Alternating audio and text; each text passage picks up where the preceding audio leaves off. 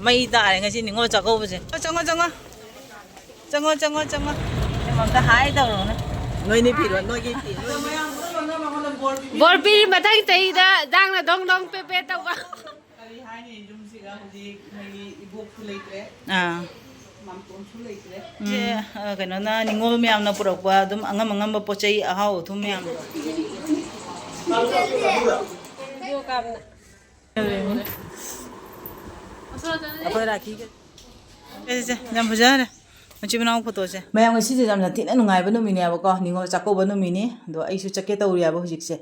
Ado ahan mamakta da akhoi gi mitei Ningol punamak ba chi na punamak po aina Nita Productin gi site gi ni happy Ningol Chakouba haijari ko mayam ngasi se. Jam nungai ba numini ado mayam su video thagat piro aba ko nungai ba Eisu chake tawri mama na ngai dana phone dore ba aina. Do video je semegi matam di wei tre aba ko ai thoke tawri. Ado chalaga mayam kaida chatoino karino habdo mayam da kona jeng halage hujik chalogi ke ado akhoi mister na ingonda ngasi je bike ta thinbiri mi aba ko akhoi ma bo do mama ga ine maga loina ga amuk chatoine aba ko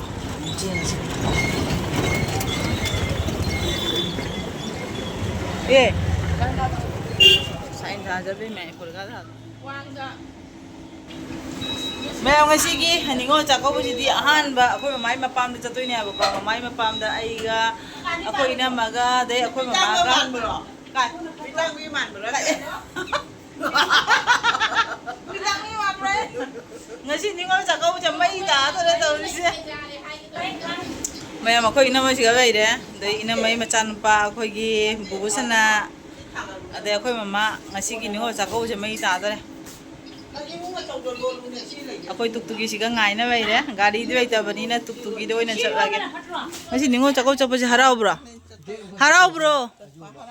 harauri mi aira upsa ba chosma do nangi amu bo chosma do upsa Mitang ma man me ga ta.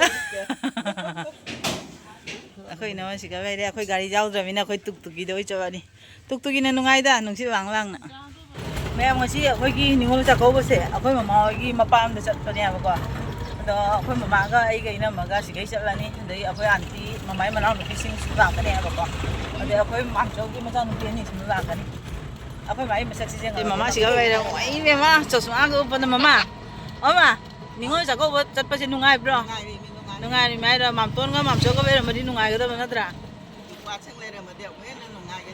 hujik karam bai gi dre ne ton ga ne chobi ga adai gi mamton ni macha nupa ani ga Hello. mamta hai daw ro na Noi ni piro, noi ki pi, noi ni pi pa ja re. Mai ma pan si na mo mo pa ja ga re. Siang mreng na gi video ja i miti udre ne kai na amu ba video nam le na ma ga hara singam radi kanon daw re lâu rồi các sau rồi mày mà ta đi dầu đấy Đi xuân thì bộ hai này đưa xuân này bộ hai đấy bảo với làm tí ta nào vậy thôi đi dầu cái này nào tuk itu cepat ini nungai mungkin vàng ising dia kang thare ekdam da oi tu ga turian je nadra masih din da nung sa jam sa di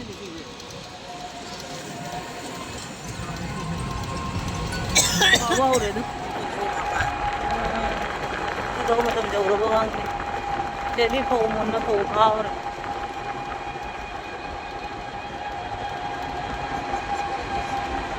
jauh sabe làm gì có ta phát thì phát chứ mà rất riêng này này xin chào mà tầm đấy xin biết thật rồi đi ra u sân à hầu vào thằng tao đang ngang người tao vợ đấy bà cháu nói rồi thế mày tại ngày xin Ningol Chakouba gì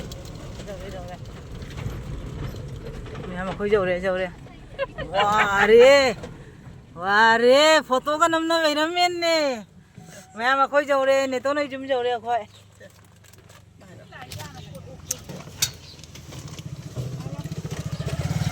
Ne to nai jum jau re. Se khoi ne to ni se. Namo. Se khoi gi naw pi ni beram re kha rakhi. Wah re khoi anti ke re. Oi. Mamagi photo. 제 Mamagi photo 나오래. mayam ne ton siga beire. Hoina ma ba. Tane mayam sina ok na berame. Fana bu nungai ngasi je nungsu nungsi tamoi se. Akoi mam ton nga mam joga bere magadi kyam nungai ne ngasi se. Mayam ngasi da khoi ne ton noi da Ningol Chakouba gi akoi pura ma kaurai ha do akoi wa yu jik se. Mathang kamai thau ya si ngal Lo ina mala. nungai em ne ngasi Ningol Chakouba se. Changa. Akoi mi jam ni akoi mi kyam su ge. Sana lam je bani mangwan ta. Lo ai la sa la ina du ina ro problem lao.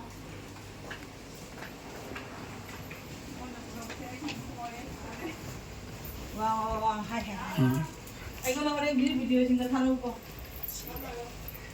Koi na akoda akoi anti tara beirame akoi magi hek makhane ba manau pi beirame akoi de khane sinna mamcho macha no pi asina akoi mamcho gi macha no pi atombi asina akoi gi inam jagi mamau aji wai masak ta aurage ngasi sentra se sono no se sana chang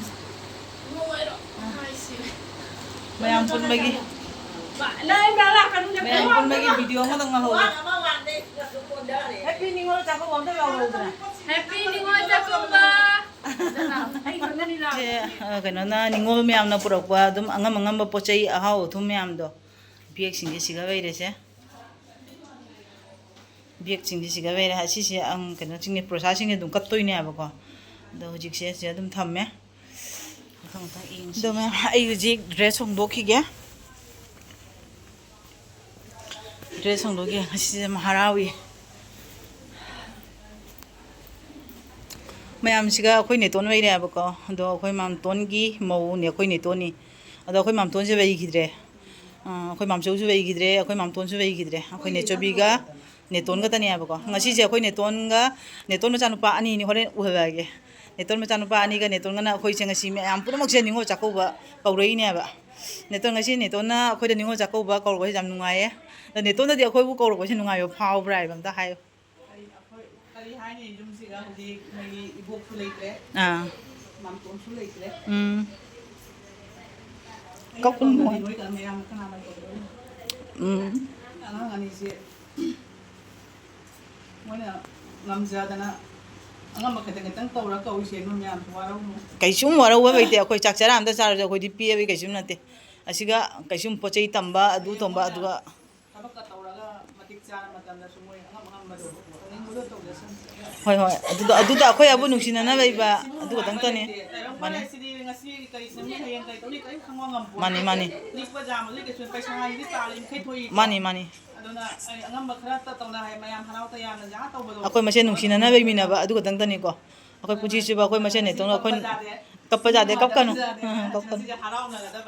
akoi ina machune handak se akoi gi mamoga ni ga se mapanda akoi gi ina magi mopa gi ne manak kano da Hyderabad da bai ya ba ko da ina machu moi ngarang di moi kakao ina mandu mayam ko ure ngarang ju ma cha ure da ngasi je mama ga ai ga akoi ne to na pur ma ga o ina ko rak na akoi ba ime ba ko se na ko ina ma bai da mayam na dum hai akoi mai mamu nu pi karam mano ka hai ya akoi mai mamu nu pi hani se somdana akoi ma bai da mama harau bra Ningol Chakouba ko se harau yi ki ma cha nu pi hai to na mono ni cho kan man gi keno da hai to ro cha mayam sida bobo weire to ga gi akoi gi sinan ne ton mama bobok sisu sina koi mam ton sia weire moi weire mdi kyam nungai doi go Imoi ma chak ka igi.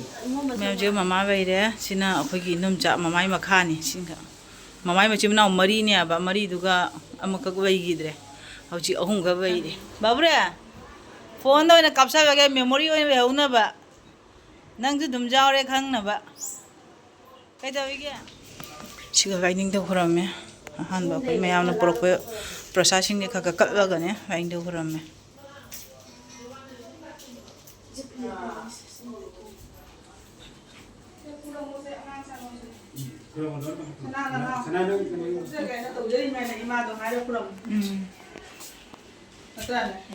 mani ma chogi ma chan pi han ne do singi ja thara mo ba kai gi ja dra ba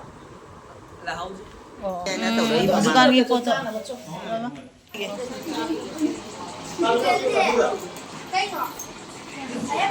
ꯁꯨꯝꯕ ꯚꯤꯗꯤꯑꯣꯁꯦ ꯑꯩꯈꯣꯏꯒꯤ ꯄꯥꯛ ꯁꯥꯛ ꯄꯨꯟꯕ ꯐꯪꯄꯣꯟꯇꯦ ꯅꯤꯡꯉꯣꯜ ꯆꯥꯛꯀꯧꯕ ꯃꯇꯝꯗ ꯑꯃꯨꯛꯇꯅꯤ ꯐꯪꯉꯤꯕ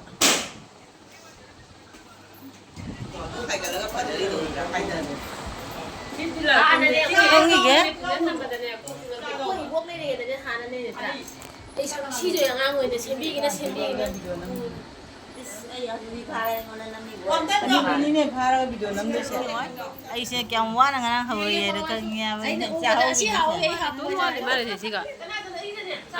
ꯅꯣꯏ ꯍꯨꯝꯅꯤ ꯆꯥꯔꯣ ꯅꯣꯏ ꯐꯝꯃꯨꯔꯣ ꯂꯣꯏꯅ ꯑꯩꯈꯣꯏꯅ ꯑꯇꯣꯞꯄꯅꯤ ꯍꯥ ꯑꯗꯨꯅꯤ ꯍꯥꯎꯗꯣꯏꯗꯣ ꯌꯨꯝꯗ ꯍꯧꯕꯗꯣ ꯑꯗꯨꯅꯤ ꯍꯦꯟꯅ ꯍꯥꯎꯗꯣꯏꯗꯣ ꯗꯨꯀꯥꯟꯒꯤ ꯂꯩꯕꯗꯩ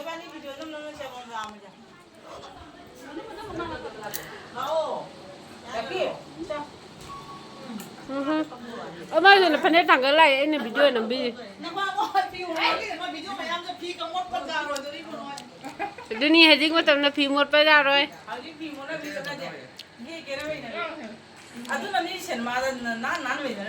ꯌꯥꯝ ꯍꯥꯎꯋꯦ ꯍꯥꯏꯗꯤ ꯌꯥꯝꯅꯁꯨ ꯊꯨꯝꯗꯦ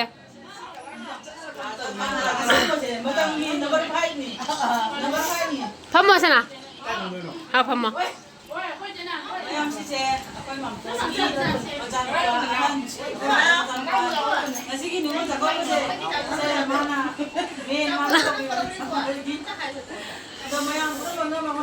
ꯕꯣꯔꯄꯤꯔꯤ ꯃꯊꯪ ꯆꯍꯤꯗ ꯖꯥꯡꯅ ꯗꯣꯡ ꯗꯣꯡ ꯄꯦꯄꯦ ꯇꯧꯕ ꯕꯣꯔꯅꯤꯗꯣ ꯋꯥꯈꯜ ꯅꯨꯡꯉꯥꯏꯇ꯭ꯔꯥ ꯈꯪꯗꯦ ꯁꯅꯥꯔꯦ ꯑꯩꯈꯣꯏ ꯂꯥꯏꯁꯦ ꯅꯪ ꯌꯥꯎꯔꯣꯏꯗ꯭ꯔꯣ ꯅꯪꯁꯨ ꯅꯤꯡꯉꯣꯜꯅꯤꯅꯦ ꯁꯤ ꯂꯩꯔꯦ ꯅꯤꯡꯉꯣꯜ ꯑꯍꯟ ꯁꯤ ꯂꯩꯔꯦ ꯃꯊꯪ ꯁꯤꯒ ꯂꯩꯔꯦ ꯃꯊꯪ ꯁꯤꯅ ꯃꯧꯄꯥꯒꯤ ꯃꯃꯥ ꯍꯣꯏ ꯃꯧꯄꯥꯒꯤ ꯅꯦꯆꯧꯕꯤ ꯌꯥꯎꯗ꯭ꯔꯦꯅꯦ